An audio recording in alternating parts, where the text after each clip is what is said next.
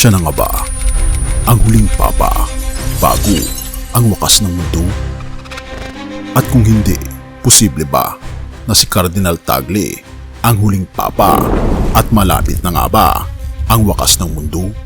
Halika, atin itong pag-usapan mga kaibigan. Sa Vatican, may isang matinding takot na bumabalot. Si Pope Francis, ang pinuno ng simbahang Katoliko, ay nasa bingit ng kamatayan. Siya ay kasalukuyang nakakonfine sa ospital, dinapuan ng malubhang pulmonya, ngunit hindi lang ito simpleng sakit, maging ang mismong papa ay tila mahina lang, hindi na siya makakabalik. At dito nagsisimula ang isang tanong na maaaring magbago sa kasaysayan ng simbahan.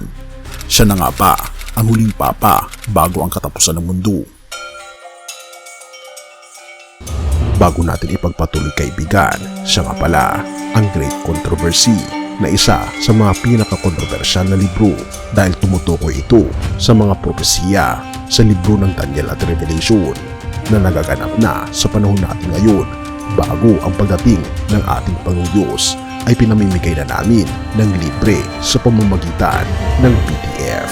At ito ay nasa limited lamang na panahon, kaya i-click mo sa description sa baba upang ma-avail mo kaibigan ang napaka-importanteng libro ito na magbubukas sa iyo sa mas maliwanag mong hinaharap. Purihin ang ating Panginoong Diyos at tayo magpatuloy.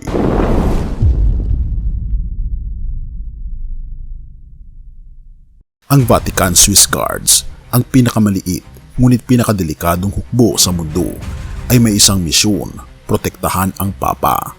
Pero ngayon, isang kakaibang pagsasanay ang kanilang isinasagawa, hindi para sa seguridad ng isang buhay na pinuno, kundi para sa isang papal funeral.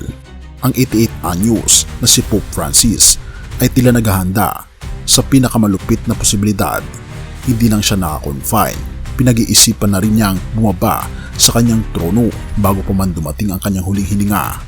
Pero kung siya ay magbibitiw, sino ang papalit? At dito papasok ang propesiya ng huling papa. Sa kasaysayan, isa pa lamang ang nagbitiw sa pwesto sa loob ng halos 600 years, si Pope Benedict XVI.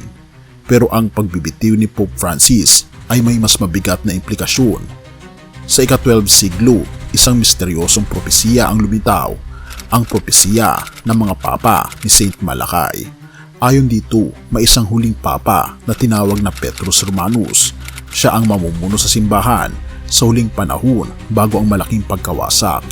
At ngayon, may isang pangalan na lumilitaw bilang malakas na kandidato raw sa pagiging susunod na papa: Cardinal Luis Antonio Tagle. Tagle, siya ba ang susunod na papa? Itinuturing na isa sa mga posibleng kandidato para maging susunod na Santo Papa si dating Manila Archbishop Cardinal Luis Antonio Tagle. Base po yan sa ulat ng isang pahayagan sa London. What do you think of the chances of Cardinal Tagle being appointed as a new pope? Nung kay Pope Francis, pinag-usapan na siya eh. At ako, sinabi ko sa media noon, hindi man nanalo si Cardinal Tagle. Naku, marami nagalit sa akin, hindi daw ako patriotic. Sabi ko kasi bagong Cardinal siya noong 2011, hindi pa siya pwede kasi hindi siya pwede mawala sa Asia at lalo tagi sa Pilipinas. Pero ngayon, sabi ko, baka sa susunod. So, di tama, di ba? Ngayon, mahirap mag-predict kasi yung lumalabas na mga pangalan ay kasama siya. At yung din dati, yung first five kung tawagin, di ba? Ayon kay Father Francis Lucas ng Catholic Media Network, may malakas na tsansa si Tagle na maging susunod na Santo Papa. Pero ano ang mas nakakagulat? Ang huling bahagi ng propesiya ni Saint Malachy ay nagsasaad na ang huling papa ay magmumula sa labas ng Europa. At si Tagle, isang Pilipino, ay isang malaking posibilidad. Kung si Tagle nga ang susunod na papa, maaari ba nating sabihin na malapit na nga ang katapusan? Ito ang mga huling babala na binabanggit sa Mateo 24 verses 6 to 8. Ano ba ang sinasabi ng Biblia patungkol dito? At ano ang sinasabi ng ating Panginoon Hesus sa katapusan ng mundo? Sabi dito, makakarinig kayo ng mga digmaan at mga lingaw-ngaw ng digmaan sapagkat kailangan mangyari ito. Ngunit hindi pa ito ang wakas. Maglalaban-laban ang mga bansa at mga kaharian. Magkakaroon ng tagutom at lindol sa iba't ibang dako. Ang lahat ng ito ay pasimula pa lamang ng matitinding paghihirap. May pandemya, may digmaan, may gutom, may kaguluhan, at ngayon isang papa ang posibleng magbitiw o bawian ng buhay. Kung si Pope Francis nga ang huling papa bago ang katuparan ng propesiya, ano ang ibig sabihin nito para sa atin? Totoo kaya na siya na ang huling papa bago ang pagdating ng ating Panginoon Jesucristo? Although walang sinasabi sa banal na kasulatan na si Pope Francis ang huling papa, hindi natin may tatanggi na nandito na ang mga pandemya, mga digmaan, at tagutom at napakarami ng kaguluhan. Kaya naniniwala rin ako na malapit na ang pagdating ng ating Panginoong Hesus. Ang tanong ay, ano ang susunod sa Vatican? Sa loob ng Vatican patuloy ang mga paghahanda. Nagpaplano na ang simbahan para sa isang bagong panahon, isang bagong lider, at marahil isang bagong panahong espiritual para raw sa mundo. Pero isang bagay ang malinaw, ang susunod na kabanata ng kasaysayan ng simbahan ay maaring maging hudyat ng isang mas malaking pangyayari. At kung ito nga ang huling papa, handa ka na ba sa mga susunod na mangyayari? Have mercy, O God, at purihin ang ating Panginoong Diyos.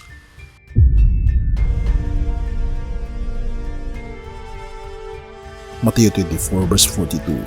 Kaya't magbantay kayo sapagkat hindi ninyo alam kung anong araw paririto ang inyong Panginoon.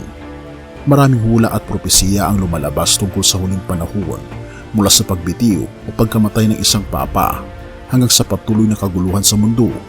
Ngunit higit sa lahat ng ito, ang ating Panginoon Hesus ang dapat nating pagtuunan ng pansin. Ang mga pangyayari sa Vatican, ang posibilidad ng isang bagong Santo Papa, at ang tila nagbabadyang pagbabago sa simbahan ay hindi dapat maging dahilan ng takot, kundi ng paghahanda. Ang tunay nating Diyos at Hari ay walang iba kundi ang ating Panginoon Hesus, at ang kanyang pagbabalik ang dapat nating paghandaan. Sinabi ng Panginoon sa Mateo 24 verse 42 na magbantay tayo dahil walang sinuman ang nakakaalam kung kailan siya muling darating. Ang mahalaga ay hindi kung sino ang susunod na papa, kundi kung paano natin inihahanda ang ating puso para sa pagbabalik ng ating Panginoon Jesucristo. At ito ang mga tanong na ating pagbubulay-bulayan. Kung dumating ang ating Panginoon Jesus ngayon, handa ka na ba?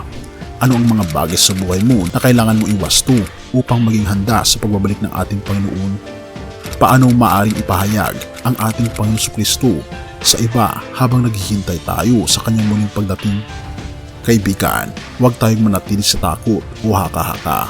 Tumungo tayo sa ating Panginoon Jesus at sa kanyang banal na salita, sapagkat ang ating Panginoon Jesus lamang ang tanging pag-asa natin at tagapagligtas. Siya ang Alpha at Omega, ang simula at wakas. Kung nasa kanya tayo, hindi natin kailangan mangamba sa anuman. 1:3 verse 36.